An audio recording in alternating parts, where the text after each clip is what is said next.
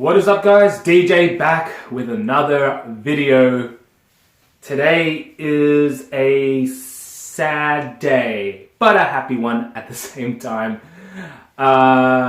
If you followed me for a while, you probably know what I'm going to be talking about today. It is a PSA 10 Bulbasaur, Ivysaur, Venusaur. I sold all three of them. This was my first biggest purchase in Pokemon. My first investment, so to say, and I just sold it recently, like yesterday. So in this video, we're gonna talk about why I sold it, what I'm gonna do with the money, and I've also got them here, so we're gonna say goodbye to them. Bit of a farewell video, you know, a goodbye video. But I'll also show you how to, I guess, package something like this. You know, every now and again you talk about packaging certain cards really safe, and obviously something like this is pretty high end, so you'd kind of want to make sure that everything is all good, it's safe, and it's going to be all right when it arrives to the buyer, which is you know, only fair. You know, when you buy something, you'd expect it to be wrapped safely, especially for Pokemon, and for, you know, a lot of this is based on condition. So I'll show you how I'm going to package this item or these items. And we'll talk about the story of, you know, when I got these cards until now. So guys, first up, the story. I got these cards, which is sitting right here, and I'll show them to you guys. But I got these cards late 2019. It's kind of when I started making YouTube videos.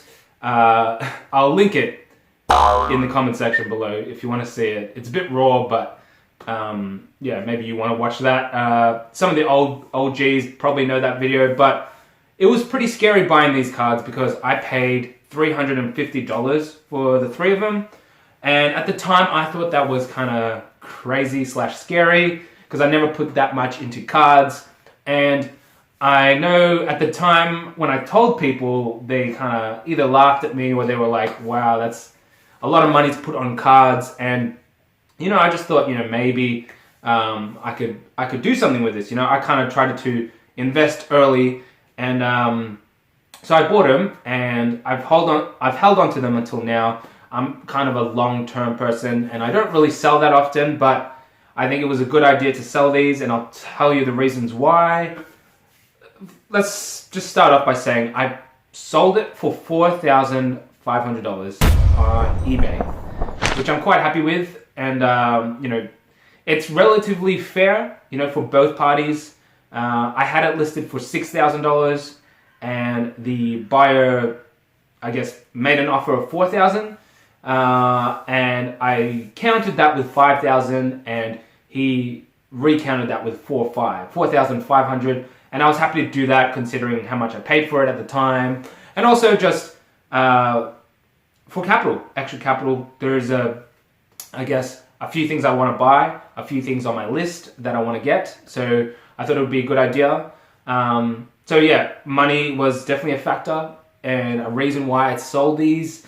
Could I have held onto them longer and maybe make more money? It's possible, but you know, it's grown quite a lot. It's grown over 13 times what I paid for it already. And this is good money, you know. I think I could make a lot more money with this money that's coming through, but also I can add to my collection and grow my portfolio. So I thought it was a good choice. Obviously, that was a huge factor, but I guess there was the whole fact that it's a unlimited card. It's PSA 10. They're all PSA 10s. It's really good, but at the moment, you know, PSA's got a bit of a backlog, and we know that backlog is causing issues with prices and all that other stuff. But also the supply for PSA cards is a little bit limited right now because most of the cards are in PSA.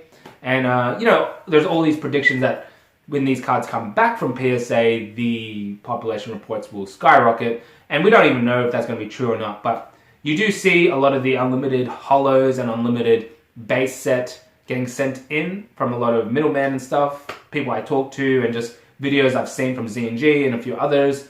So yeah, we could probably expect a bit of a rise in population. These aren't first edition cards. They're unlimited, but also I technically have these cards in my binder already. Of course, they're not PSA 10 or anything like that, but, you know, a lot of the cards from me, I like buying for the artwork and just looking at them, you know, these cards. And technically speaking, I don't need it slabbed. I already have it in my binder. Maybe not this, you know, grade worthy, but it's just something that I want to look at anyway. So these were more, I guess, more of a investment piece than a collection piece, even though I do have some PSA cards that I like to collect.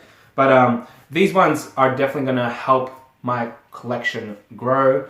Obviously with the financial capital, the extra capital that I'm getting now, $350 to $4,500 is quite a large sum of money that I didn't really want to turn down. But those are the main reasons. Money, grow my collection, and, you know, the fact that I don't really like having doubles or triples of certain cards. I don't really need it. I only really need one. And if I'm focusing on my binder goal and a few of my booster pack collection goals, you know, this definitely helps spread that money evenly. And that's where, like, you know, flipping, investing and stuff can really help, in a sense, to grow your collection. So it's not always bad. And, you know, I'm making somebody else happy with, you know, what they're buying. And yeah. Alrighty guys, so we're going to take one last look at these bad boys before they go to their new home. It's going to be sad, I guess. Bit of a pause of silence there. Definitely, you know, lost for words a little bit just then. But yeah, it's kind of sad, but like I said, you know, it does help fund other things. And I'm going to show you how I package this item today, but also this really helps if the buyer wanted to see the condition of them before they were sent. Obviously, this is how it looks, and Bulbasaur and Ivysaur, all PSA 10, unlimited, base set. 4,500, I think, is a good deal for both of us, because there's people listing this Venusaur alone for $5,000. Not really selling, but it's listed for that. Some might say it's about $3,000 or something like that. But yeah. All right. So what I'm going to do, I actually have 3 envelopes here, and they're all bubble padded. But I'm also going to bubble wrap each one of them with this, and I might have to do that off camera because, you know, the delicacy of it. But yeah, or I could just speed run that just in case the buyer wanted to see me wrap them. And I'll wrap them up with the bubble wrap, and then they'll go in one of these each. All right, so there's protection from the bubble wrap. Obviously, they have the sleeve on them as well. And then there's going to be protection of this. And then what I'll do is actually put it inside a box. And the box would be Post Office, Australia Post box. Something like what I'll have on the screen for you guys, because I won't actually have that box until I go there.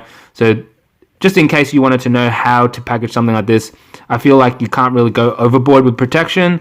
The sleeve, the bubble wrap, the padded mail, padded bag, all separately. So all cards will be separate. And then inside a post box, and it's going to be express post with signature and tracked.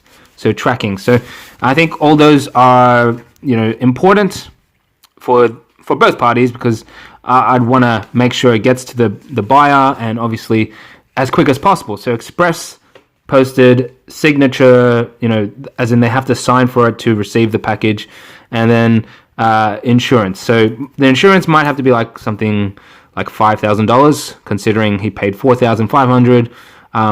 I got to be as fair as possible. So that is the plan. Let's get bubble wrapping.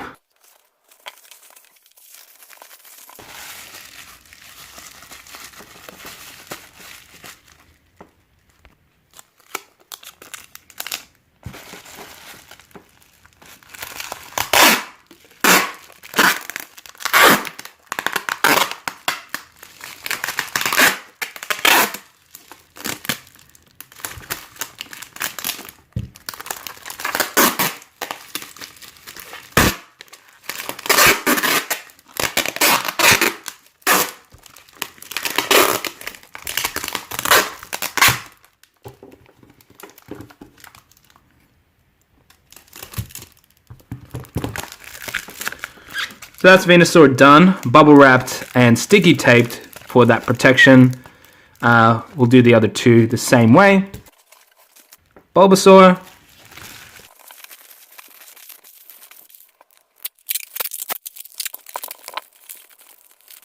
Alright, that's Bulbasaur done. Ivysaur.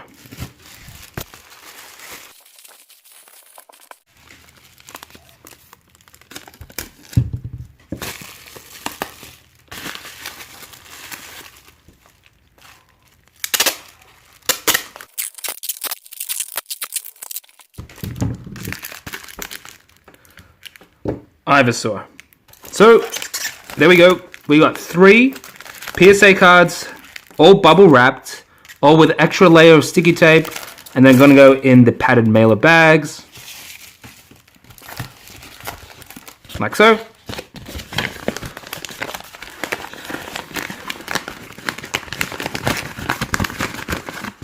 First card is done. Seal of approval. Alright, next one, Bulbasaur. Could barely see through the actual bubble wrap and stuff, but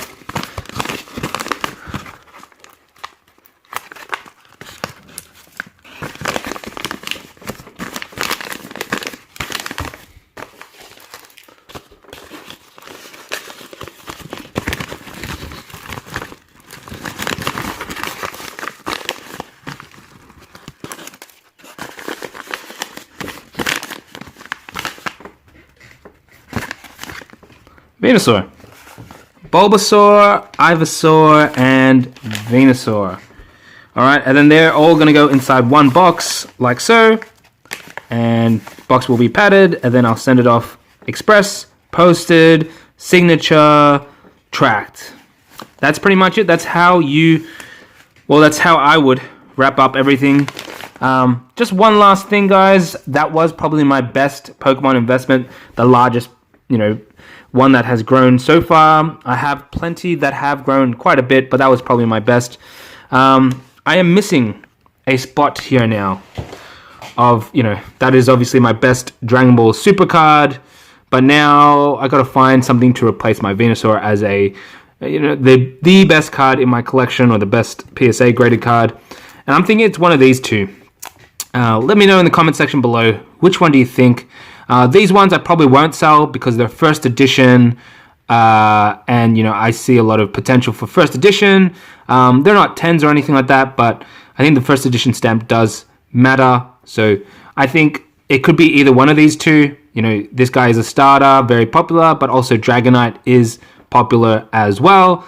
Let me know, comment section. I think the Dragonite will look better because it matches with the Goku, but if we put the Blastoise, then it's too much blue, you know what I mean? Even though my favorite color is blue, but nonetheless, there it is, guys. Let me know what you think. Let me know your thoughts, and see you next time. 2 days time. Bye.